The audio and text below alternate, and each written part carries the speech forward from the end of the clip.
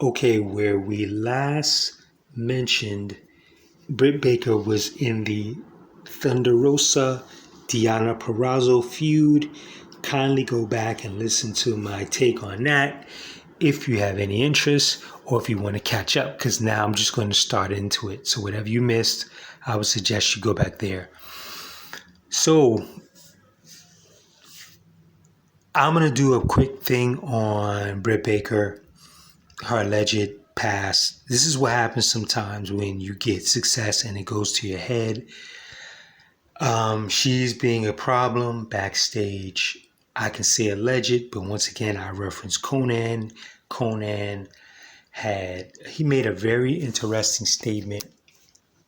I forgot what episode it was, but he was making note of issues that were happening backstage in AEW. And he said, it hasn't happened now, but soon it's going to take somebody that's going to get really pissed off and they're going to write the tell-all book that's going to tell you everything that's going on backstage, because he's been backstage a lot. He's backstage in WWE. They use his influence at the various companies. AAA, he plays a huge part in that. And they're also doing business with Impact as well. So he sees and hears what's going on. He's seeing a lot of cats have been hitting him and telling him what's going on just backstage in general. So with that said, Miss Britt Baker has been an issue for a while. This is what happens sometimes when you become conceited and you're fearful of your spot. To my knowledge, I know that it started with Thunder Rosa and her complaining that Thunder Rosa had the title and hadn't been on television in a while. At that time, Thunder Rosa had a serious back injury. And I think that Thunder Rosa also had gotten in trouble because of Britt Baker, because, it was actually kind of deserved because there were complaints before that she hits too hard in her matches. I see her girl. I'm forgetting her name right now, but she had gotten fired for working stiff, and she shouldn't have done that. What she really should have done is that she had issues with Thunder Rosa before in a couple of matches, and she should have gone to Tony and said, "Heads up, XYZ, XYZ. This is my history with her." But the politic game, I guess Thunder Rosa just out-politicked her, and she ended up getting fired. Her name will come to me before this is over because I'm looking right at her face. Anywho, Britt Baker was complaining that Thunder Rosa hit too hard and she had a history of hitting hard, and she broke Jamie Hayter's nose wrestling Jamie Hayter. And based on the history of him hearing this, he had low brow, put her in timeout, plus she had back injuries. Now, lo and behold, we would later learn upon Britt Baker's return that she also suffered a back injury, along with catching a mild stroke, just stress-related stroke. I just thought it was very ironic how, you're complaining about someone not being on television with the title who's actually quietly dealing with a back injury, and then you catch a back injury yourself. How funny. But anyhow, so with that being said, she had mysteriously gone missing off of television as well. No one had expected that there would be this huge storm that would hit AEW with a character change known as Toni Storm.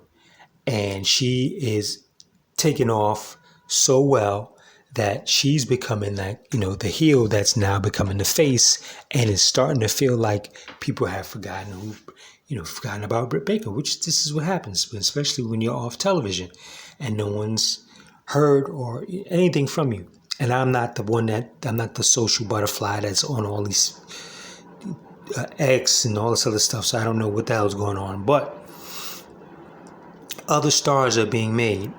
Now she returns, and she returns after Mercedes wins from Stephanie Vacour, who you now know is on NXT. So she shows up, makes a cameo, then pops up on Dynamite, And now all of a sudden they're going to have a match at Wembley. And so I got to thinking, so wait a minute, you have all this talent here and you have this win-loss record, and this woman who's been off television for a year just shows up, and just like that, she just gets a match. And on top of it, she was the former AEW Women's World Champion. Now you want the TV title? Isn't that like a step down from what you just won? Or what you previously had, rather, excuse me. So that doesn't make any sense. You know, I would feel like I would have more compassion for her character if Mercedes told her no, and she had to work her way up to getting that title shot. You know, because there's a lot of other women here that have been working hard while you've been gone, yada, yada, yada. So now they give Britt some, matches. One match in particular is against Hikaru Shida. And I call her Shita because AEW and Tony Khan have been shitting all over Hikaru Shida, who was a workhorse with that title, women's title, when they had the COVID crap going on and we were on lockdown, and she really put in a lot of work. And for the past, if not 2 years or so, they've been making it a point to shit on her. We will come back to Britt Baker. Okay, from the time we're really stuck out, when Saraya came on, they put Saraya with Ruby Riot, and they were forming some sort of faction, and they were with Hikaru. And this is when they showed up and they were all faces and everybody loved them or whatever, right? And they were doing some interview and they basically just shitted on her in her face, and you could see her reaction. Then they kind of made it as if, Shida had a choice and she was going to flip. And then they went away from that. And it's just been a constant burial of Hikaru Shida. And I'm just like, yo, WWE should just grab her up, throw in Damage Control with Julia. But I don't know when her contract's up. That's just me, wishful thinking. But yeah, so she beats Hikaru Shida. Now Shida is on the same episode of Collision this past weekend. She beats a fucking enhancement talent person. The female comes in, never seen her before. She beats her. Then she cuts a promo. After losing to Britt Baker a few days prior, she cuts a promo talking about she wants competition. That's not Shida's fault. This is bad creative, okay? That doesn't make any sense. You have her beaten by someone who's been on sabbatical. You could have actually saved face, had Mercedes show up and interrupt that match, and this is just a DQ, a disqualification, and it saves Shida. No, you keep having, even when she's on Ring of Honor, you do the same shit with her. You have her there and you bury her. So, it just makes me think again, what is this thing where I hear that there's favoritism from Khan toward Britt Baker. And I'm not understanding it. It is what it is. And Shida, who, in my opinion, could be their Asuka, could actually, upon further review, if they really did it right, Hikaru Shida could be your Becky, because you shit on her so much. And she could just easily do a turn on someone like a Britt Baker every time she is buried and just starts busting everybody's ass.